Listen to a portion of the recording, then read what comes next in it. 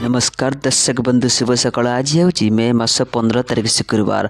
चलतु नजर पकईबा आज दिन राज्य और देश विदेश 20टी गुरुत्वपूर्ण खबर पर। ता पूर्व जदि आप चैनल नुआ अच्छा तेज भिडटी को गोटे लाइक और शेयर करने सह चैनल को सब्सक्राइब कर आपड़ क्यों जिले भिडटी को देखुं ता जनातु। आज प्रथम खबर, ओडिशा आसिबे प्रधानमंत्री मोदी। राज्य में बीजेपी सरकार 2 वर्ष पूर्ति अवसर में बड़ कार्यक्रम प्रस्तुति। जदिव देश में तेल संकट पर विभिन्न जनसमावेश को सरकार बातिल करिसेंती। यार भितर राज्य में मोहन चरण माझी नेतृत्वाधीन बीजेपी सरकार निज शासन कालर 2 वर्ष सफलतार सह पूरण करने को जाउछंती।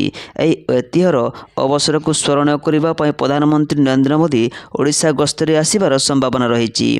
प्रधानमंत्री कही गस्त केवल एक उत्सव नुहे बरम आगामी निर्वाचन पर दलीय कर्मी को शाणित एक रणनैतिक पदक्षेप बोली कहुଯାଇଛି। राज्य में बीजेपी सरकार नथिबा विभिन्न जन कल्याण योजना विशेषकर सुभद्रा योजना और श्रीमंदिर चारिद्वार खोलिबा बोली पदक्षेप समीक्षा और यार सफलता संपर्क में प्रधानमंत्री जनसाधारण को संबोधित करिपारंती। परवर्ती खबर, महिला मानक लोकप्रिय योजना ई-केवाईसी कोटिला 70 लाख हिताधिकारी गणना। सरकार दर्शाइले 4 प्रमुख कारण। महाराष्ट्र सरकार लोकप्रिय योजना लड़की बहन आरंभ समाज योजना 2.5 कोटी अधिक हिताधिकारी थिले। जांच पर यह संख्या एवं 1.80 कोटी कम होईछि। अर्थात योजना काटी दि जाइछि 70 लाख अधिक हिताधिकारी गणना।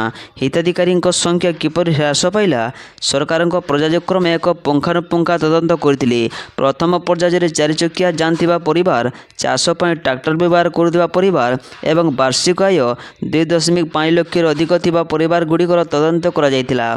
अधिक तदंतर जना पड़ी जे अनेक क्षेत्र में पुरुष सदस्यों बैंक अकाउंट में मासिक 1500 टंका सहायता जमा करा जाउथिला। किछि सरकारी कर्मचारी को मध्य हिताधिकारी तालिकार स्थान मिलिथिला, किंतु पर सेमानंको हटाई दिया जाइथिला। अनुसूचित जाति जनजाति हिताधिकारी को संपुक्त विभाग सहित संयोग करा जाइथिला। सेमाने अन्य सरकारी योजना लाभ नेउछंती कि नहीं ता मध्य जांच करा जाइथिला। सेहीपरि सद्यतम अनुजाईर ई-केवाईसी अभियान पर हिताधिकारी संख्या प्रथमे 1.80 कोटी को खसी आसी। आगामी मासगुड़िक आहरी ह्रास पाइबार आशा करा जाउछि। परवर्ती खबर, राज्य में सब सरकारी गाड़ी हेब ईवी। प्रतिष्ठा हेब 100 चार्जिंग स्टेशन। एणिकी राज्य में सब सरकारी गाड़ी हेब ईवी। इलेक्ट्रिक गाड़ी व्यवहार करेंगे सरकारी अधिकारी। आगामी दिन में ओएसआरटीसी सब गाड़ी ईवी हेब। एने परिवहन मंत्री विभूति जेना सूचना देइछंती। से कहिसंती जे आजिठू ईवी गाड़ी जीवा आसिबा करिबी। मित्य बत्यता निजठारु आरंभ करिबी। प्रति विभाग में थिबा गाड़ीर 50% गाड़ी को ईवी रे कन्वर्ट करा जिवो। मंत्री कहिसंती जे ओडिशा रे 100 ईवी चार्जिंग स्टेशन हेबो। चार्जिंग स्टेशन पर इलेक्ट्रिक भा संस्था को दायित्व दिया जायछि। वर्तमान सुधा 30 चार्जिंग स्टेशन रो काम सरिछि। केवल भुवनेश्वर रे 15 चार्जिंग स्टेशन रहिछि। राज्य रे चार्जिंग स्टेशन रो अभाव रहिबो नाही। आगको ओडिशा रे 192 चार्जिंग स्टेशन हेबो। एथिपई ईवी चार्जिंग स्टेशन कंपनी सहित प्राथमिकता आलोचना शेष होईछि। परवर्ती खबर, वर्तमान ओडिशा रे 90,000 कोटी टंकार रेल प्रकल्प कार्यकारी हेउछि। पुरी कोरापुट पुरी त्रिसाप्ताहिक एक्सप्रेस शुभारंभ संपर्क में केंद्र रेल मंत्री अश्विनी वैष्णव घोषणा करिसेंती। ए ट्रेन सेवा प्रथम थर पई पुरी एवं पश्चिम और दक्षिण ओडिशा मध्य सीधासलख रेल संयोग प्रदान करिबो बोली रेल मंत्री कहिसेंती। परवर्ती खबर, सचिव स्तरीय बैठक। राज्य सरकार योजना और कार्यक्रम को अग्राधिकार देवाक मुख्य शासन सचिव निर्देश। मुख्य शासन सचिव अनुगर्ग अध्यक्षतार सचिव स्तरीय बैठक अनुष्ठित हो जाइछि। एथिरे अर्थ विभाग पक्षर गत एप्रिल मास शेष सुधा विभिन्न विभागर व्यय समेत राजस्व आदाय स्थिति समीक्षा करा जायतिला। बैठक में विभिन्न भित्तिभूमि क्षेत्र, सामाजिक, कृषि और उद्यमन क्षेत्र में व्यय स्थिति अनुध्यान करा जाय कार्य और खर्च त्वरान्वित करने को निर्देश दिया जायछि।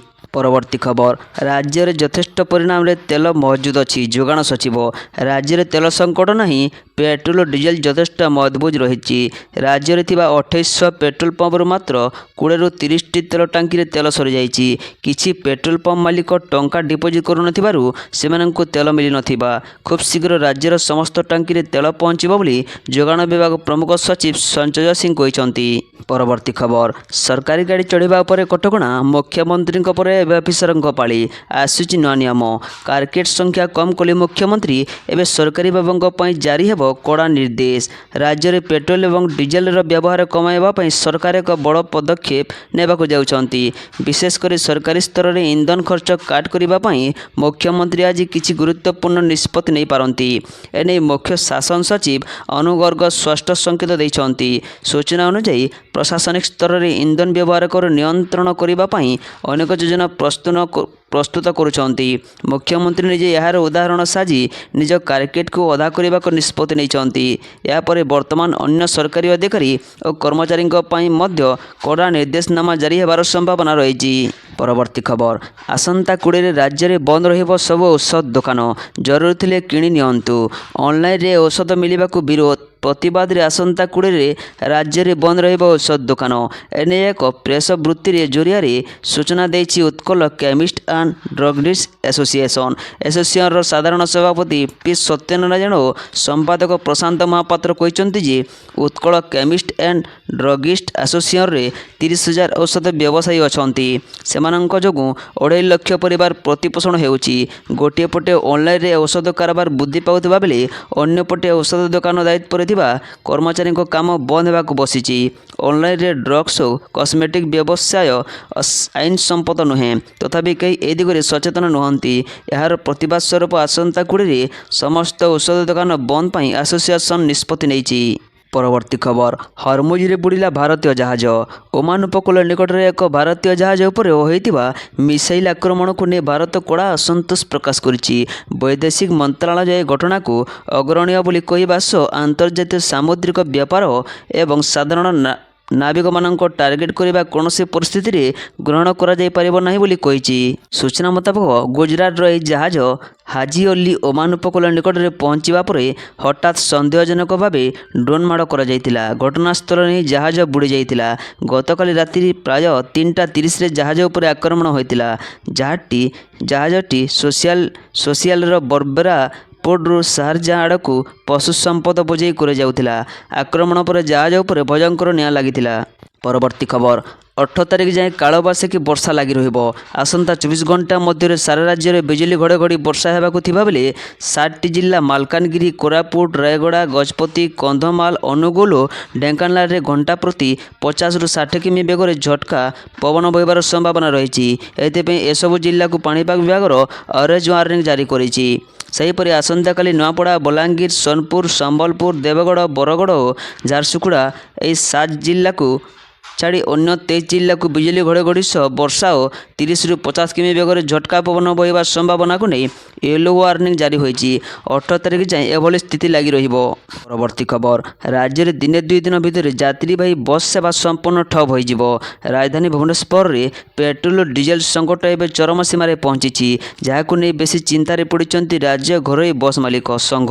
ସାରା ରାଜ୍ୟରେ ତେଲର ଉତ୍କଟ ସମସ୍ୟା ଦେଖାଦେଇଛି। ଏଥିପାଇଁ ବାଧ୍ୟ ହୋଇ ଘରୋଇ ବସ୍ ଚଳାଚଳ ବନ୍ଦ କରିବ ସଂଘ। ରାଜ୍ୟ ଘରୋଇ ବସ୍ ମାଲିକ ସଂଘର ସାଧାରଣ ସମ୍ପାଦକ ଦେବେନ୍ଦ୍ର ସାହୁ ଏହା କହିଛନ୍ତି। ସେ କହିଛନ୍ତି ଓଡ଼ିଶା ସମେତ ପଡ଼ୋଶୀ ରାଜ୍ୟ ଆନ୍ଧ୍ରପ୍ରଦେଶ, ଛତିଶଗଡ଼, ଝାଡ଼ଖଣ୍ଡ, ପଶ୍ଚିମବଙ୍ଗରେ ମଧ୍ୟ ତେଲ ମିଳୁନାହିଁ। ପରବର୍ତ୍ତୀ ଖବର, ଜୁଲାଇ 1ରେ ଓଡ଼ିଶାରେ ଏସ୍ଆଇଆର୍। ଓଡ଼ିଶା ସମେତ 16 ରାଜ୍ୟରେ ହେବ ଏସ୍ଆଇଆର୍। 3 କେନ୍ଦ୍ରଶାସିତ ଅଞ୍ଚଳରେ ମଧ୍ୟ ଜୁଲାଇ 1ରୁ ଏସ୍ଆଇଆର୍। ନିର୍ବାଚନ କମିଶନ କହିଛନ୍ତି ଯେ 2ଟି ପ୍ରକ୍ରିୟା ମଧ୍ୟରେ ସମନ୍ୱୟ ସୁନିଶ୍ଚିତ କରିବା ପାଇଁ ଜନଗଣନା ଅଧୀନରେ ଚାଲିଥିବା ଘର ତାଲିକା ପ୍ରକ୍ରିୟାକୁ ଧ୍ୟାନରେ ରଖି ଏସ୍ଆଇଆର୍ର ତୃତୀୟ ପର୍ଯ୍ୟାୟର କାର୍ଯ୍ୟସୂଚୀ ସ୍ଥିର କରାଯାଇଛି। ପରବର୍ତ୍ତୀ ଖବର, ଆଜିଠୁ 20 ଜିଲ୍ଲାରେ ରବି ଧାନ ସଂଗ୍ରହ ଆରମ୍ଭ ହୋଇଛି। ଏଥିପାଇଁ ପଞ୍ଜୀକରଣ କରିଛନ୍ତି 3,75,556 ଜଣ ଚାଷୀ। ରାଜ୍ୟରେ 20 ଲକ୍ଷ ମେଟ୍ରିକ୍ ଟନ୍ ରବି ଧାନ ସଂଗ୍ରହ ଲକ୍ଷ୍ୟ ରଖାଯାଇଛି। ଉଲ୍ଲେଖଯୋଗ୍ୟ, ରବି ଧାନ କିଣିବାର ସମୟ ସୀମା ମେ 1ରୁ ଆରମ୍ଭ ହୋଇ ଜୁନ୍ 30ରେ ସରିବ। ତେବେ ନିର୍ଦ୍ଧାରିତ ସମୟ ମଧ୍ୟରେ ବିଭିନ୍ନ ଜିଲ୍ଲାରେ 14 ତାରିଖରୁ ଭିନ୍ନ ଭିନ୍ନ ତାରିଖରେ ଧାନ ସଂଗ୍ରହ କରିବାକୁ ଜିଲ୍ଲାସ୍ତରୀୟ ଧାନ କ୍ରୟ କମିଟି ନିଷ୍ପତ୍ତି ନେଇଛି। ପରବର୍ତ୍ତୀ ଖବର, ଟ୍ରମ୍ପଙ୍କୁ ଭେଟି ବଡ଼ ଘୋଷଣା କଲେ ଚାଇନା ରାଷ୍ଟ୍ର ରାଷ୍ଟ୍ରପତି। ଆମର ଭବିଷ୍ୟତ ଉଜ୍ଜ୍ୱଳ ହେବ। ମୁଁ ଆପଣଙ୍କ କାର୍ଯ୍ୟକୁ ପ୍ରଶଂସା କରୁଛି। ଆପଣ ଜଣେ ମହାନ ନେତା। ମୁଁ ସମସ୍ତଙ୍କୁ ଏହା କହୁଛି। ଆଜି ବେଜିଂରେ ଆମେରିକାର ରାଷ୍ଟ୍ରପତି ଡୋନାଲ୍ଡ ଟ୍ରମ୍ପ ଚୀନ ରାଷ୍ଟ୍ରପତି ସି ଜିନପିଙ୍ଗଙ୍କୁ ଭେଟି ଏପରି କହିଛନ୍ତି। ବୈଠକ ସମୟରେ ଜିନପିଙ୍ଗ ଏବଂ ଟ୍ରମ୍ପ ଉଭୟ ପରସ୍ପରକୁ ପ୍ରଶଂସା କରିଥିଲେ। ଚାଇନା ରାଷ୍ଟ୍ରପତି କହିଥିଲେ, ଆମେ ପ୍ରତିଦ୍ୱନ୍ଦ୍ୱୀ ନୁହେଁ, ସହଯୋଗୀ ଏବଂ ଦୃଢ଼ ସମ୍ପର୍କ ଉଭୟ ଦେଶକୁ ଲାଭଦାୟକ ହେବ। ଏକାଠି ଆମେ ବିଶ୍ୱକୁ ପରିବର୍ତ୍ତନ କରିବୁ। ଟ୍ରମ୍ପଙ୍କ ଗସ୍ତକୁ ବିଶେଷ ବୋଲି ବିବେଚନା କରାଯାଉଛି। 2017ରେ ରାଷ୍ଟ୍ରପତି ଟ୍ରମ୍ପଙ୍କ ଶେଷ ଗସ୍ତ ପରେ ଏହା ଜଣେ କାର୍ଯ୍ୟରତ ଆମେରିକୀୟ ରାଷ୍ଟ୍ରପତିଙ୍କ ଚାଇନା ପ୍ରଥମ ରାଜ୍ୟ ଗସ୍ତ। ପରବର୍ତ୍ତୀ ଖବର, ବିଦେଶକୁ ଚିନି ରପ୍ତାନି କରିବନି ଭାରତ। ସୁଗାର ଏକ୍ସପୋର୍ଟ କଲା ବ୍ୟାନ୍। ବିଦେଶକୁ ଚିନି ରପ୍ତାନି ବନ୍ଦ କଲା ଭାରତ। କଞ୍ଚା, ଧଳା ଏବଂ ବିଶୋଧିତ ଚିନିର ରପ୍ତାନି ସେପ୍ଟେମ୍ବର 2024 ପର୍ଯ୍ୟନ୍ତ ନିଷେଧ ରହିବ। ଏହି ନିଷେଧ ଆହୁରି ବୃଦ୍ଧି କରାଯାଇପାରେ। ଦେଶ ଭିତରେ ଚିନି ଦର ନିୟନ୍ତ୍ରଣରେ ରଖିବା ପାଇଁ ଏହି ନିଷ୍ପତ୍ତି ନିଆଯାଇଛି। ସରକାର ଏହି ପଦକ୍ଷେପ ଏପରି ସମୟରେ ଆସିଛି ଯେତେବେଳେ ଘରୋଇ ବଜାରରେ ଚିନି ମୂଲ୍ୟ ଉପରେ ଚାପ ବଢ଼ୁଛି। ପରବର୍ତ୍ତୀ ଖବର, ନିଟ୍ ୟୁଜି 2024 ପେପର ଲିକ୍ ଘଟଣା ଆଉ 2 ଜଣଙ୍କୁ ବାନ୍ଧିଲା ସିବିଆଇ। 24 ଘଣ୍ଟାରେ 14ଟି ସ୍ଥାନରେ ଚଢ଼ାଉ। ନିଟ୍ ୟୁଜି 2024 ପରୀକ୍ଷାରେ ଅନିୟମିତତା ଓ ପେପର ଲିକ୍ ଘଟଣା ଆଉ 2 ଜଣଙ୍କୁ ମହାରାଷ୍ଟ୍ରର ସିବିଆଇ ଗିରଫ କଲା। ଏହାକୁ ମିଶାଇ 7 ଛୁଇଁଲା ମୋଟ ଗିରଫଦାରୀ ସଂଖ୍ୟା। ଚଢ଼ାଉ ସମୟରେ ଅଭିଯୁକ୍ତଙ୍କ ନିକଟରୁ ମୋବାଇଲ ଫୋନ୍ ସମେତ ଅନେକ ଗୁଡ଼ିଏ ଅପରାଧିକ ସାମଗ୍ରୀ ଏବଂ ଇଲେକ୍ଟ୍ରୋନିକ୍ସ ଉପକରଣ ଜବତ କରିଛି ସିବିଆଇ। ପରବର୍ତ୍ତୀ ଖବର, ତେଲ ବଞ୍ଚାଇବାକୁ ଦିଲ୍ଲୀ ସରକାର ବଡ଼ ନିଷ୍ପତ୍ତି। ସରକାରୀ ଅଫିସରେ ସପ୍ତାହକୁ 2 ଦିନ ୱାର୍କ ଫ୍ରମ୍ ହୋମ୍। ମଧ୍ୟପ୍ରାଚ୍ୟରେ ଜାରି ରହିଥିବା ଯୁଦ୍ଧ ପରିସ୍ଥିତି ଏବଂ ଆଗାମୀ ଇନ୍ଧନ ସଂକଟକୁ ଆଖିରେ ରଖି ଦେଶର ରାଜଧାନୀ ଦିଲ୍ଲୀରେ ଏକ ନୂତନ କାର୍ଯ୍ୟଶୈଳୀ ଆରମ୍ଭ ହେବାକୁ ଯାଉଛି। ପ୍ରଧାନମନ୍ତ୍ରୀ ନରେନ୍ଦ୍ର ମୋଦିଙ୍କ ଇନ୍ଧନ ସଂଚୟ ଆହ୍ୱାନକୁ ରକ୍ଷା କରି ଦିଲ୍ଲୀ ସରକାର ସରକାରୀ କର୍ମଚାରୀଙ୍କ ପାଇଁ ସପ୍ତାହକୁ 2 ଦିନ ଘରେ ରହିବାକୁ କାମ କରିବା ବାଧ୍ୟତାମୂଳକ କରିଛନ୍ତି। ଦେଶକୁ ସମ୍ବୋଧିତ କରି ପ୍ରଧାନମନ୍ତ୍ରୀ କହିଥିଲେ ଯେ ଆନ୍ତର୍ଜାତୀୟ ବଜାରରେ ଅଶୋଧିତ ତୈଳର ଅଭାବ ଏବଂ ଦର ବୃଦ୍ଧି ଯୋଗୁଁ ଭାରତକୁ ନିଜର ଇନ୍ଧନ ବ୍ୟବହାରରେ କଟକଣା ଲଗାଇବାକୁ ପଡ଼ିବ। ଏହାକୁ ଆଧାର କରି ଦିଲ୍ଲୀ ସରକାର ନିର୍ଦ୍ଦେଶାବଳୀ ଜାରି କରିଛନ୍ତି। ସରକାରୀ କାର୍ଯ୍ୟାଳୟଗୁଡ଼ିକର କର୍ମଚାରୀମାନେ ସପ୍ତାହକୁ 5 ଦିନ ପରିବର୍ତ୍ତେ 3 ଦିନ ଅଫିସ୍ ଆସିବେ ଏବଂ ବାକି 2 ଦିନ ଘରୁ କାମ କରିବେ। ଅତ୍ୟାବଶ୍ୟକ ସେବାକୁ ଛାଡ଼ି ଅନ୍ୟ ସମସ୍ତ ସରକାରୀ ଗାଡ଼ିର ବ୍ୟବହାରକୁ ସୀମିତ କରାଯାଇଛି। ପରବର୍ତ୍ତୀ ଖବର, ଏହି 6 ସହରକୁ ବନ୍ଦ ହେଲା ବିମାନ ସେବା। ଏହି ସମୟର ସବୁଠାରୁ ବଡ଼ ଖବର, ବିଦେଶ ଯାତ୍ରା ପାଇଁ ଯୋଜନା କରୁଥିବା ଯାତ୍ରୀଙ୍କୁ ଲାଗିଛି ବଡ଼ ଝଟକା। ଏୟାର ଇଣ୍ଡିଆ ପକ୍ଷରୁ ବିଦେଶୀ ବିମାନ ସେବା କାଟ୍ କରିବାକୁ ନିଆଯାଇଛି ଏକ ବଡ଼ ନିଷ୍ପତ୍ତି। ବିଶେଷ କରି 6ଟି ପ୍ରମୁଖ ଦେଶକୁ ବିମାନ ଚଳାଚଳ ସାମୟିକ ଭାବେ ବନ୍ଦ କରିବାକୁ ଘୋଷଣା କରିଛି ଏୟାର ଇଣ୍ଡିଆ। ତେବେ କାହିଁକି ଏହି କଟକଣା ଏବଂ କେଉଁ କେଉଁ ରୁଟ୍ ଉପରେ ଏହାର ପ୍ରଭାବ ପଡ଼ିବ, ଆସନ୍ତୁ ଦେଖିବା ଏହି ରିପୋର୍ଟରେ। ପଶ୍ଚିମ ଏସିଆରେ ଜାରି ରହିଥିବା ଉତ୍ତେଜନା ଏବଂ ବିମାନ ସେବା ଉପରେ ପକାଇଛି କଳା ବାଦଲ। ବିମାନ ଇନ୍ଧନର ମୂଲ୍ୟ ବୃଦ୍ଧି ଏବଂ ଏୟାରସ୍ପେସ୍ ବା ଆକାଶମାର୍ଗ ଉପରେ କଟକଣା ଯୋଗୁଁ ଏୟାର ଇଣ୍ଡିଆ ନିଜର ଆନ୍ତର୍ଜାତୀୟ ଉଡ଼ାଣରେ ବ୍ୟାପକ ପରିବର୍ତ୍ତନ କରିଛି। ଆର୍ଥିକ ବୋଝକୁ କମାଇବା ପାଇଁ ଏୟାରଲାଇନ୍ସ ପକ୍ଷରୁ 6ଟି ଗୁରୁତ୍ୱପୂର୍ଣ୍ଣ ରୁଟ୍କୁ ଚିହ୍ନଟ କରାଯାଇ ସେଠାକୁ ବିମାନ ଚଳାଚଳ ସ୍ଥଗିତ ରଖାଯାଇଛି। ଆସନ୍ତୁ ନଜର ପକାଇବା ସେହି 6ଟି ମୁଖ୍ୟ ରୁଟ୍ ଉପରେ। 1 ଦିଲ୍ଲୀ ଶିକାଗୋ, 2 ମୁମ୍ବାଇରୁ ନ୍ୟୁୟର୍କ, 3 ଦିଲ୍ଲୀରୁ ସାଂଘାଇ ଏବଂ 4 ଚେନ୍ନାଇରୁ ସିଙ୍ଗାପୁର, 5 ମୁମ୍ବାଇରୁ ଢାକା ଏବଂ 6 ଦିଲ୍ଲୀରୁ ମାଲେ। ଏୟାରଲାଇନ୍ସ ସ୍ପଷ୍ଟ କରିଛି ଯେ ବ୍ୟବସାୟିକ ଲାଭ ନ ହେବା ଏବଂ ବର୍ତ୍ତମାନର ପରିସ୍ଥିତିକୁ ଦୃଷ୍ଟିରେ ରଖି ଆସନ୍ତା ଅଗଷ୍ଟ ମାସ ପର୍ଯ୍ୟନ୍ତ ଏହି ସେବା ବନ୍ଦ ରହିବ। ପରବର୍ତ୍ତୀ ଖବର, ବଙ୍ଗରେ ବିଜେପି ସରକାର ନୂଆ ନିର୍ଦ୍ଦେଶ। ଏଣିକି ସମସ୍ତ ସ୍କୁଲରେ ଛାତ୍ରଛାତ୍ରୀ ଗାଇବେ ବନ୍ଦେ ମାତରମ୍। ପଶ୍ଚିମବଙ୍ଗରେ ବିଜେପି ସରକାର କ୍ଷମତାକୁ ଆସିବା ପରଠାରୁ ବହୁତ ଗୁରୁତ୍ୱପୂର୍ଣ୍ଣ ନିଷ୍ପତ୍ତି ନିଆଯାଉଛି। ଶୁଭେନ୍ଦୁ ଅଧିକାରୀଙ୍କ ନେତୃତ୍ୱରେ ପଶ୍ଚିମବଙ୍ଗରେ ଭାରତୀୟ ଜନତା ପାର୍ଟି ସରକାରକୁ ଆସିବା ପରେ ଆକ୍ସନ୍ ମୋଡ଼ରେ ଅଛନ୍ତି। କ୍ଷମତା ଗ୍ରହଣ କରିବା ମାତ୍ରେ ଶୁଭେନ୍ଦୁ ପ୍ରଶାସନ ତୁରନ୍ତ କାର୍ଯ୍ୟ ଆରମ୍ଭ କରିଛି। କିଛି ସମୟ ପୂର୍ବରୁ ବକରି ଇଦ୍କୁ ନେଇ ବଡ଼ ନିର୍ଦ୍ଦେଶ ଜାରି କରିଥିବା ବେଳେ ଏବେ ପୁଣି ଏକ ନୂଆ ନିର୍ଦ୍ଦେଶ ଜାରି କରିଛି।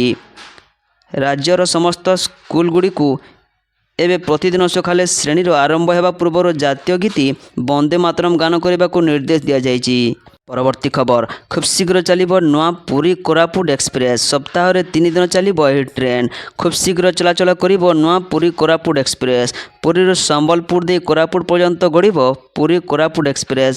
ସପ୍ତାହରେ 3 ଦିନ ଚାଲିବାକୁ ଥିବା ଏହି ଟ୍ରେନ୍ ପୂର୍ବ, ପଶ୍ଚିମ ଓ ଦକ୍ଷିଣ ଓଡ଼ିଶା ମଧ୍ୟରେ ଯୋଗାଯୋଗ ବୃଦ୍ଧି କରିବା ସହ ତୀର୍ଥଯାତ୍ରୀ ଓ ସାଧାରଣ ଯାତ୍ରୀମାନଙ୍କ ପାଇଁ ଯାତାୟାତକୁ ସହଜ କରିବ।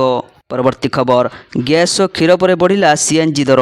ଦେଶରେ ବଢ଼ି ବଢ଼ି ଚାଲିଛି ପ୍ରତି ଜିନିଷର ଦରଦାମ। ପ୍ରଥମେ ଗ୍ୟାସ୍ ସିଲିଣ୍ଡର ଓ କ୍ଷୀର ପରେ ଏବେ ବଢ଼ିଛି ସିଏନ୍ଜି ଦର, ଯାହାକୁ ଦେଖିବା ପରେ ସାଧାରଣ ଲୋକଙ୍କ ଲାଗିଛି ଶକ୍ତ ଝଟକା। ସୂଚନା ଅନୁସାରେ ଆଜିଠାରୁ ମୁମ୍ବାଇରେ ସିଏନ୍ଜି ମହଙ୍ଗା ହୋଇଛି। ମୁମ୍ବାଇରେ ସିଏନ୍ଜିର ମୂଲ୍ୟ କିଲୋଗ୍ରାମ ପିଛା 2 ଟଙ୍କା ବୃଦ୍ଧି ପାଇଛି। ମୁମ୍ବାଇରେ ସିଏନ୍ଜିର ନୂତନ ଖୁଚୁରା ମୂଲ୍ୟ ବୃଦ୍ଧି ପାଇଁ ଏବେ ଏହା କିଲୋଗ୍ରାମ ପିଛା 84 ଟଙ୍କା ହୋଇଛି। ଆଜିର ସୁନା ଦର କମିଛି। ସୁନା ଓ ରୂପା ଦାମ ଜାଣିନିଅନ୍ତୁ ନୂଆ ମୂଲ୍ୟ। ଆଜି ଭାରତୀୟ ବଜାରରେ 24 କ୍ୟାରେଟ୍ ସୁନାର 1,62,330 ଟଙ୍କା ରହିଛି। ସେହିପରି 22 କ୍ୟାରେଟ୍ର ସୁନା ଦର 1,48,800 ଟଙ୍କା ଛୁଇଁଛି।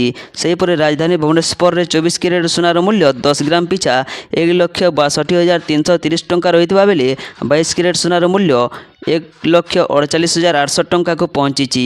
ସେହିପରି ରୂପାର ମୂଲ୍ୟ କିଲୋ ପିଛା 3 ଲକ୍ଷ ଟଙ୍କା ହୋଇଛି। ପରବର୍ତ୍ତୀ ଖବର ସିବିଏସ୍ଇ ଦ୍ୱାଦଶ ଶ୍ରେଣୀ ବୋର୍ଡ଼ ପରୀକ୍ଷାରେ ଓଏବି ଛାତ୍ରଛାତ୍ରୀଙ୍କ ଉଲ୍ଲେଖନୀୟ ସଫଳତା। ଶିକ୍ଷାବର୍ଷ 2025-26 ପାଇଁ ସିବିଏସ୍ଇ ଦ୍ୱାଦଶ ଶ୍ରେଣୀ ବୋର୍ଡ଼ ପରୀକ୍ଷାର ଫଳାଫଳ ପ୍ରକାଶ ପାଇଛି। ଚଳିତ ବର୍ଷ ମଧ୍ୟ ଓଡ଼ିଶା ଆଦର୍ଶ ବିଦ୍ୟାଳୟ ସଂଗଠନର ଛାତ୍ରଛାତ୍ରୀମାନେ ଉଲ୍ଲେଖନୀୟ ସଫଳତା ହାସଲ କରିଛନ୍ତି। ବିଜ୍ଞାନ ପାଠ୍ୟକ୍ରମରେ ଓଏବିର ମୋଟ 4,721 ଜଣ ଛାତ୍ରଛାତ୍ରୀ ପରୀକ୍ଷା ଦେଇଥିବା ବେଳେ ଚଳିତ ବର୍ଷର ପାସ୍ ହାର ରହିଛି 73.5%।